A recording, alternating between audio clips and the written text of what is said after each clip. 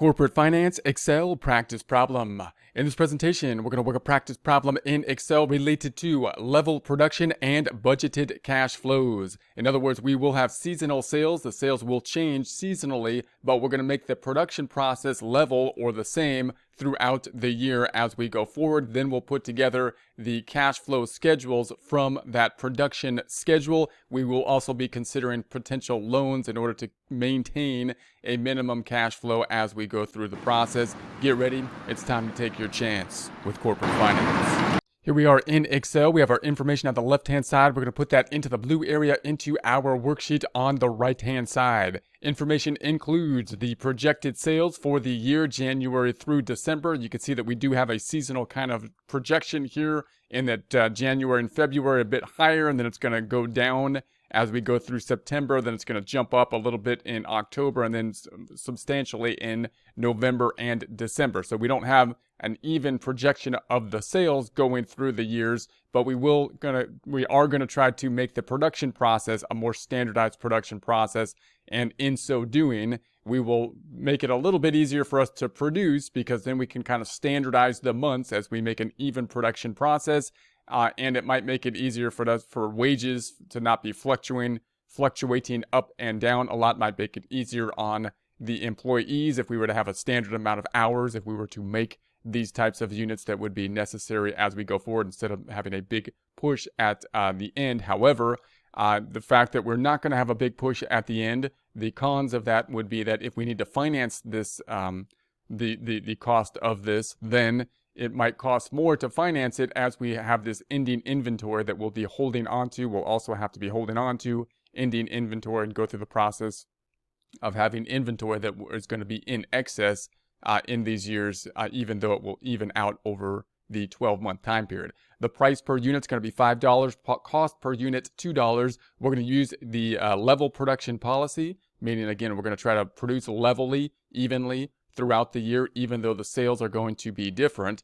The cash sales are going to be 30%, so of the sales we make, 30% are going to be for cash. The credit sales are collected in the month after the sale, so the credit sales, 70%, will be collected in the month after the sale was made. Beginning inventory in units at the start of this whole thing is going to be the 31,000. We're going to maintain that at the end, so we kind of want to have that 31,000 in place. We're going to maintain that 31,000, or that's what will be left in our projection at the end of this whole process. Production costs are paid in the month after the purchase. So the costs that we will have that are going to go through accounts payable, they will then be paid in the month after purchase. Therefore, when we think about our cash flow basis, they'll be paid the month after.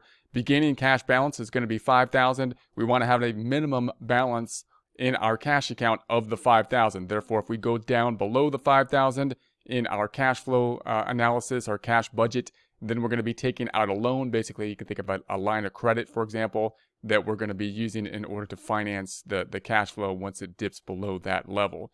Okay, so then let's go through this. We're going to go through the production of inventory schedule in units, and we're going to do this using our even kind of policy, and then we'll go through some of these cash schedules that we have seen in the past based on this schedule that we'll be putting together now, and then we'll go through our budget we've seen in the past, possibly not for an entire year, however, and be dealing with this loan information with regards to financing amounts when cash flow goes below the 500 or is projected to do so.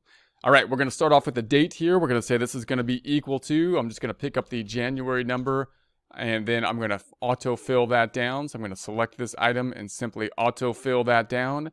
And that should take it all the way down to the bottom. Notice it is indented here, so that's going to be at the Home tab in the alignment, and you can increase the indenting if you want it indented a bit. We're going to start off with the beginning balance. So the beginning balance we said was the 31, so the 31,000 on the beginning balance. So that's our ending balance for December, which would then be our beginning balance here. We're going to say that is in units. Then the amount that we're going to produce, the production process, we're going to have an even production process. So we're not going to try to match up the sales needs. We're not going to line it up in January to what we think the sales needs would be here in terms of units. We're talking about units. These are sales dollars up top. We want to do it evenly. So I want to take the total here. I want to break this down first into the cost, into the number of units, and then I want to divide that by 12 to have an even production over the time period, even though the sales will not be even. So the production, what I'm going to do is I'm going to say I want the total down here. This is going to be the total. That's in sales dollars. So sales dollars, I'm going to divide that by the price that we sell them for, which is going to be $5, and that'll give us the number of units. So we got to be making 400 units. Now I want to break that out by 12 months.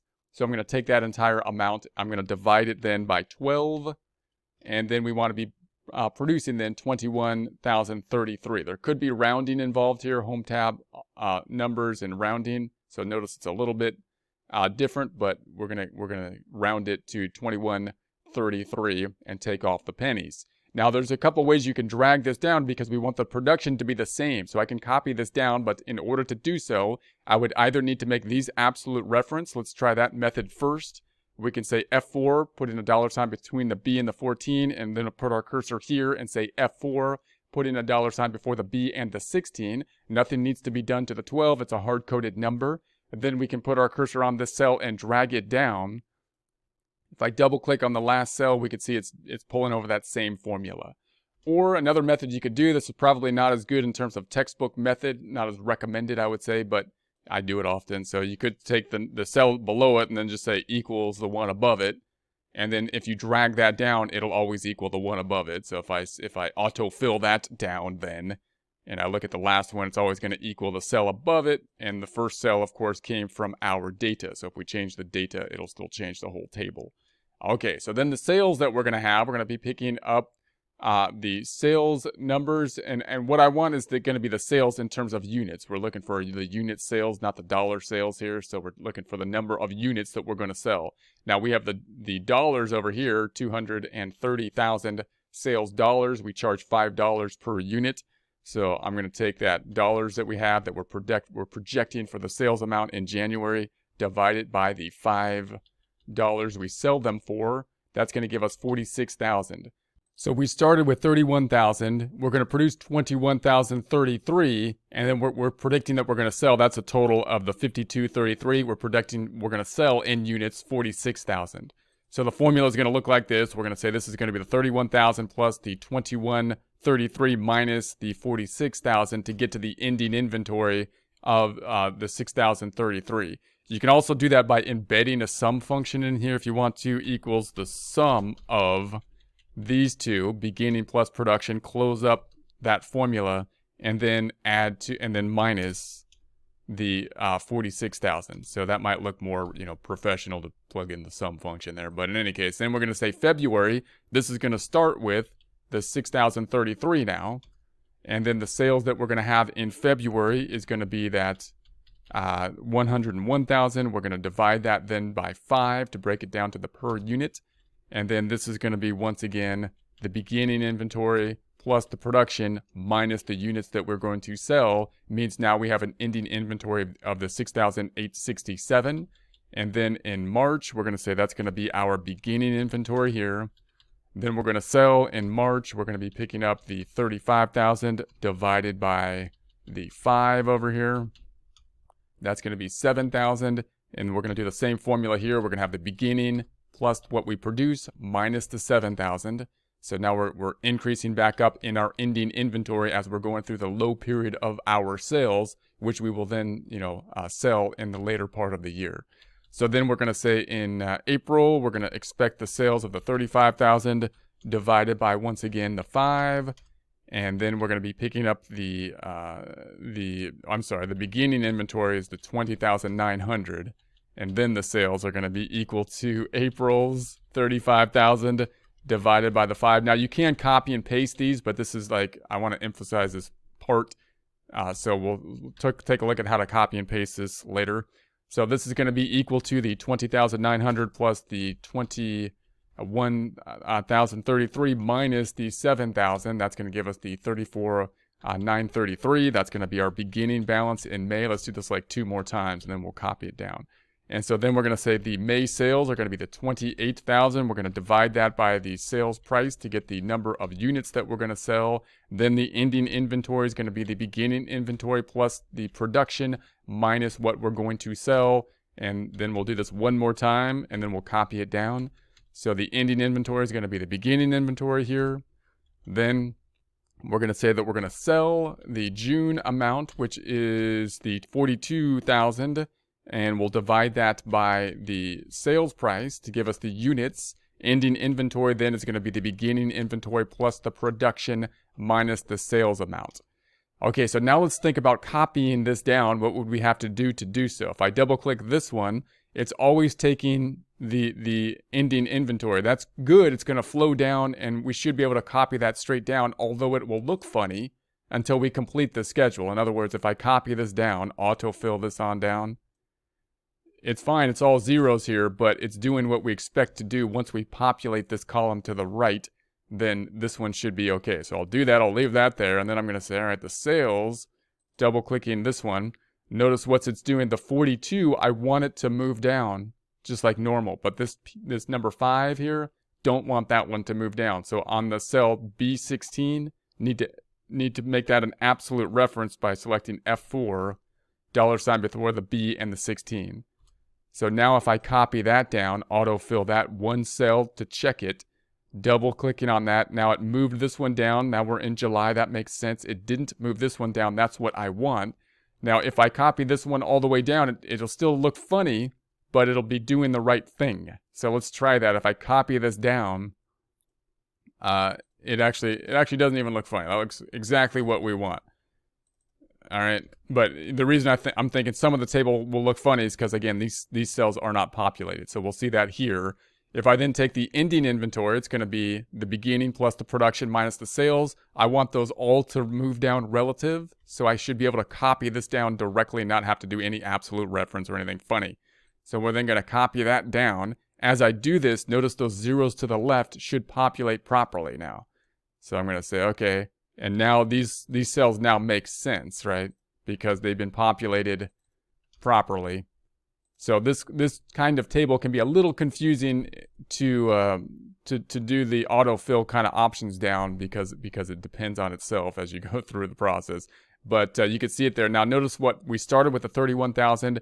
We ended with ending inventory the 31,000, and we're basically taking the production here and dividing it evenly. So we expect then to end at the same point that we started at in our projection. That's how our projection is going to be set up. So now let's take this information and do our schedules for the cash flow type of schedules. We got the cash receipts, the cash payments, and then we'll take a look at the budget. So let's take a look at the cash receipts schedule first. We're going to be picking up the sales, or we'll think about the sales. And now this is a little bit difficult, a little bit confusing to do because we have to say this is going to be equal to January sales. And I want to copy this across. And notice this is going vertically, and I want to copy it across horizontally.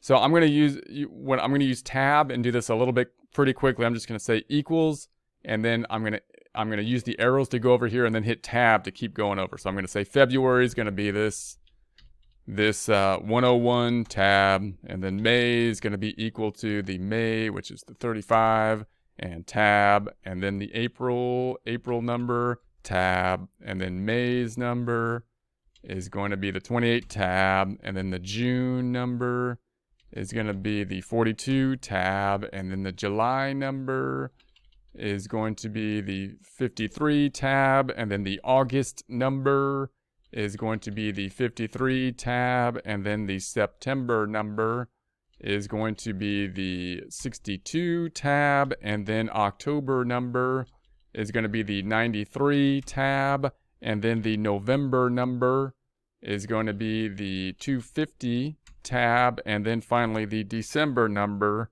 is going to be equal to the 280. Now note that the total should be this 1,262. So if you want to double check it, you can select or just select these cells, then check down here for the sum function, and it'll sum for you automatically without having to do a formula or anything. 1,262, so it looks like we picked everything up correctly. Now I want to pick up the credit sales to look at the amounts that are going to be on credit, so we can then think about when the cash is going to be received for them. So we got the credit sales. The credit sales are going to be this number times the amount that we're going to say our credit, the cash sales are 30%. So I'm going to do this a little bit differently. I'm going to say it's going to be, that means 70%'s got to be the credit sales. I'm going to do it this way, brackets, 1 minus the 30% is going to give us the 70%, right? 1 minus the 30% will give us the 70%. That way I can use the data in our tab over here. So that's what we have. Now this, if I want to copy that across, I want this one up top to move, but I don't want this one over here to move when I do so. Therefore, I'm going to lock it down with an absolute reference, putting my cursor in B21, selecting F4 on the keyboard, $ before the B and the 21, then enter. Then I should be able to autofill, dragging the fill handle all the way to the right, and it should do what we want. Let's double check the December item just to double check that it does do what we want, and it totally does. So that's good. So then we're going to look at the cash receipts. So the cash receipts now that we have our information to do the cash receipts, we're going to first start off with our cash sales. So cash sales, you could do this two ways. You can take the total sales times the 30% over here. That's one way you can do it. And that'll be our cash sales because we said 70% were the credit sales. Or since we have the credit sales, you can also take the total sales minus the credit sales, and that'll give you the cash sales because this is 70%. This has got to be the 30%. You could subtract them out either way. So if you were to do it this first way, then once again, if you copied it across, you want this one to move, but you don't want this one to move. Therefore, I'm going to select F4 on that one, enter, put my cursor on it, and then we'll autofill. I'll drag it right over the other one and just put it all in that format. All right, so there we have it. Okay, and then we're going to have the cash receipts on credit sales. So cash receipts, I don't know why that P's there, on credit sales. All right, so this one we're always collecting the prior period. So we're going to, the credit sales we had, in January, we're going to be collecting the credit sales that were made in December. And we're going to assume that the total sales were 100,000 in December. So we're going to say times, let's do this again. Well, actually, the credit sales are going to be times the, I have to do that. So I'm going to say 1 minus the 30% or 70%. So we're going to collect 70% of the December sales because they were made on credit in January. And then if we then go to February, it's simply going to be whatever the credit sales were for the prior month. That's why we did this. So we got the 61. Here's our little staggering process. So in March, we're going to be collecting on the credit sales in February, the 70,700. In April, we're going to be collecting on March's credit sales. In May, we're going to be collecting on April's credit sales, and so on and so forth. We can simply copy that across by using the autofill. So let's do that now. Copying that across. So there we have that. And that's going to give us our total. So we'll say then the total cash receipts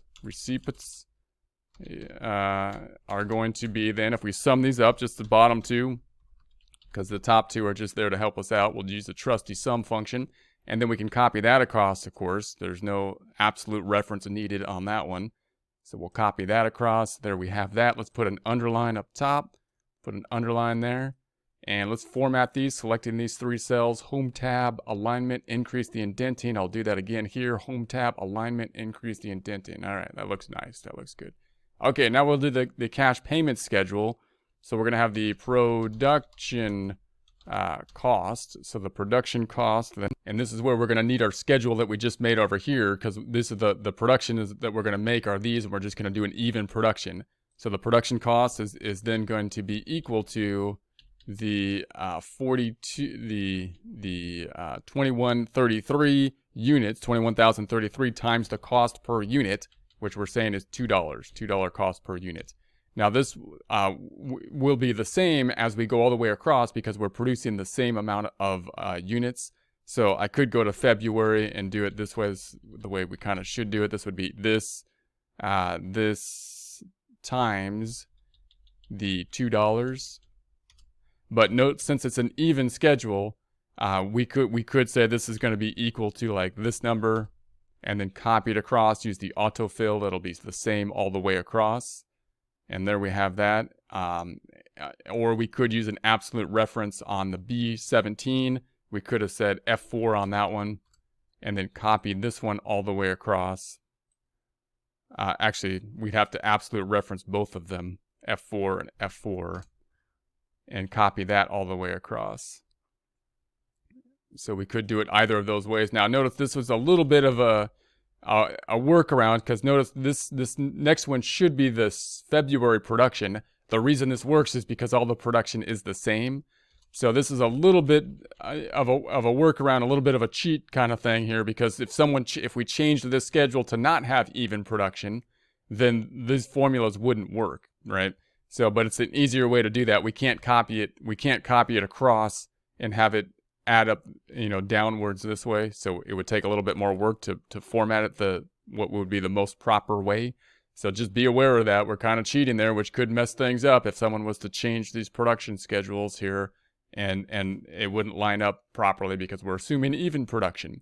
So then we have the other cash payments, which were given in the problem, equals, and we're not going to go into a lot of detail on the other cash payments because we talked about that more in prior presentations. So we're just going to say that they equal the 51,000. And then again, we could copy that across a couple different ways. I can make this an absolute reference, F4, $ before the B and the 30, and then copy that across, and that'll give us our data there. That's probably the preferred way. The other way you could do it, however, if I say undo, is that you could then just say the next cell equals the one before it, and then autofill that one across, and that'll always equal the cell before it, and the original cell came from the data, so that will then be modified as you change the data set as well. I'm going to select these items, go to the Home tab, Font Group, and Underline. That's going to give us our total cash payments, which we're just going to then sum these up, equals the sum, trusty sum formula. And then we'll autofill that across, putting our cursor on the fill handle and dragging that across. All right, now we're finally to the budgeting time. This is what we've all been waiting for. We're going to start off with the beginning balance this time, beginning cash balance. Now, in January, it would be the ending balance for December, which is going to be our beginning balance in January. This was given to us. So we said that our cash balance started at the 5,000. So that's going to be our starting point. And then I'm just going to say the cash flow. I'm just going to take the cash flow net. So now we're going to say new cash flow for the month is going to be equal to the inflow minus the outflow, which we just calculated. So I'm just going to take the receipts minus the payments. And there's the change that we have there. And then we're going to say the cash balance before any loan that we consider. Cash balance before loan consideration is going to be equal to the sum of these two items. So summing those up, let's put an underline here, Home tab, Font Group, and Underline. And then loan activity. Now, we only take out a loan. We're not going to do anything to the loan unless we drop below the $5,000 amount. We haven't done so here, so we're going to say no loan activity here. And then we have the ending cash balance, which is going to be equal to, let's say, the sum of these two items, which is still the 50,000 because there's nothing in the loan. Let's put an underline, Home tab, Font Group, and Underline. And then we have, I'm just going to track the loan balance, which we can think of as a line of credit, which has nothing in it right now. It's going to be equal to the activity of 0. So if we drop down below here, we got it set up so there's going to be a line of credit or something that's going to kick in, and we're going to get a loan, and we're going to up the loan at that point.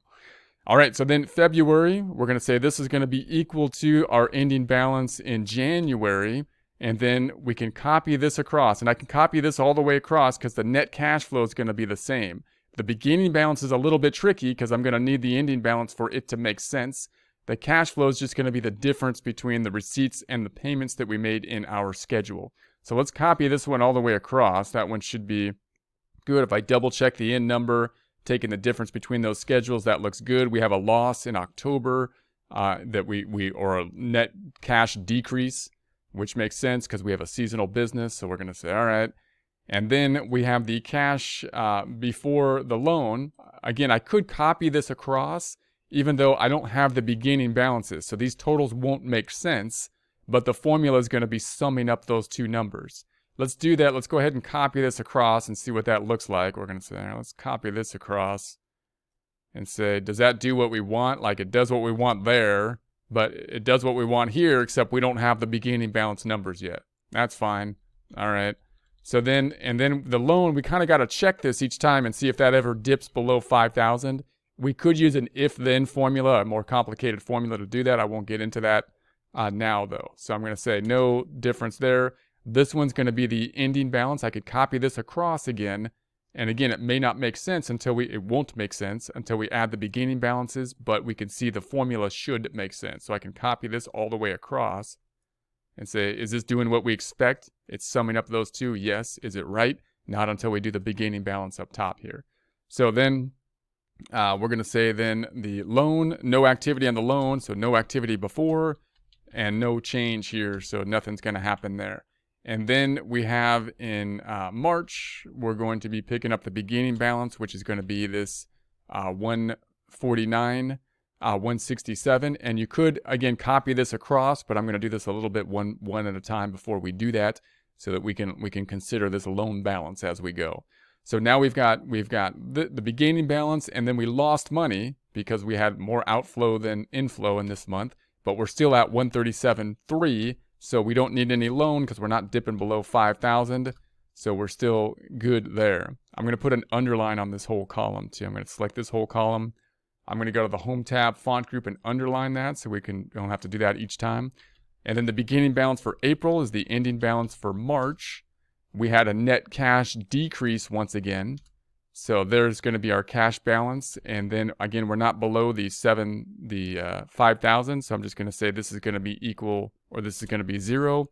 The loan balance down below is the prior balance plus any change, which is still 0. Prior balance plus any change, which is still 0. And then this is in May, beginning balance equals April's ending balance. We had a net decrease once again. We're still at positive cash over 5,000, so no loan's going to be taken out. The loan balance is prior balance was 0, no activity, still at 0. June, beginning balance is going to equal the ending balance for May.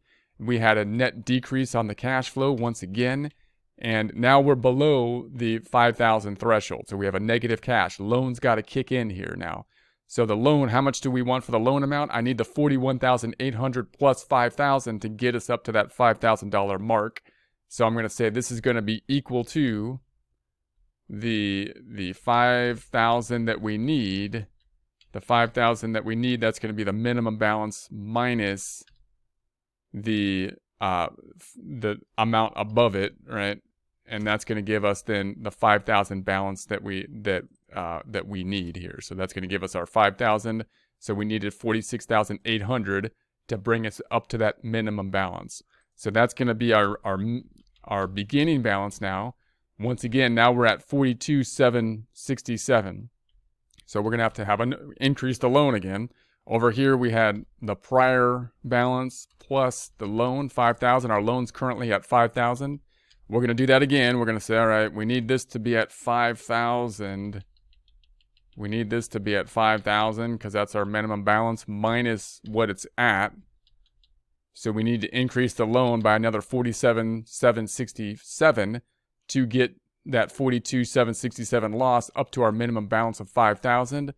And our loan balance, and I'm sorry, this loan balance should be the 46,800 before. Now we have the prior balance 46,800 plus the 47,767. We're going to do the same process here. The August has the beginning balance of the 5,000. And now we're going to say that, and again, you could do this a little bit more efficiently with formulas, but I want to emphasize this loan amount here. So then we're going to say then we still need another loan. So same process. We're going to be taking the 5,000 that we want in our minimum balance, required minimum, minus the negative number that we have there. That means we need an increase in the loan of the 40,067 to bring that 35,067 net cash loss into a $5,000 cash balance. Our prior loan was the 94,567, and now we're adding 40,067 to it. So now we're at a loan of 134,633. We're getting towards the end of the year, so we should get sales so we can start being in the positive again. This is going to be the beginning balance is going to be the 5,000 Once again, we're under again because we had a net decrease in the cash. This is going to be equal to the 5,000 minimum balance that we want minus the amount above it. So we need another 37,367 to get back up to that minimum balance. Our loan balance was at 134,633 plus that balance we need to get back up there. We're almost to the end of the year where we should start be making money again, get back in the positive. So this is going to be equal to the 5,000 beginning balance. Once again, we have 16,767 on the negative cash flow. We need to bring that back up to the $5,000 balance.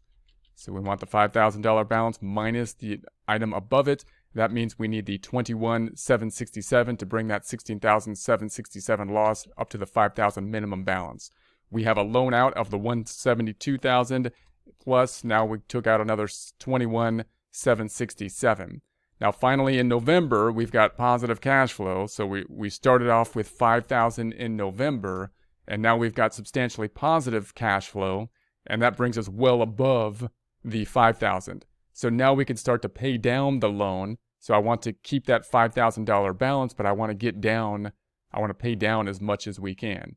So what we're going to do is we're going to say, all right, I need to pay this thing down. I'm going to take the 5233 minus the minimum balance that we want, the required cash balance of the 5,000. And that means we're going to pay off 4733, the 47, and this has got to be a negative number. I'm going to double click on it. I'm going to put a negative in brackets around it to bring it down to the 5,000. So we had the 52,033. We got to decrease it by 4733 to get us to that 5,000 minimum balance. Our loan balance then was at the 193,767. I'm going to add plus the negative number, so it's going to subtract them. Loan balance down to now the 463,733. Then in December, our big month, we've got the 5,000 starting point, and now we have cash flow. We have cash now after the cash flow with our significant month in December of the 165,933 to give us cash of 170,933. We can pay off the entire balance of the loan now. So I'm going to say negative of the loan balance to pay off the entire thing. That brings our cash balance to 24,200, and we then have the loan balance back to zero, prior balance plus the loan that we paid off, loan balance back to zero as we then would go into the new year.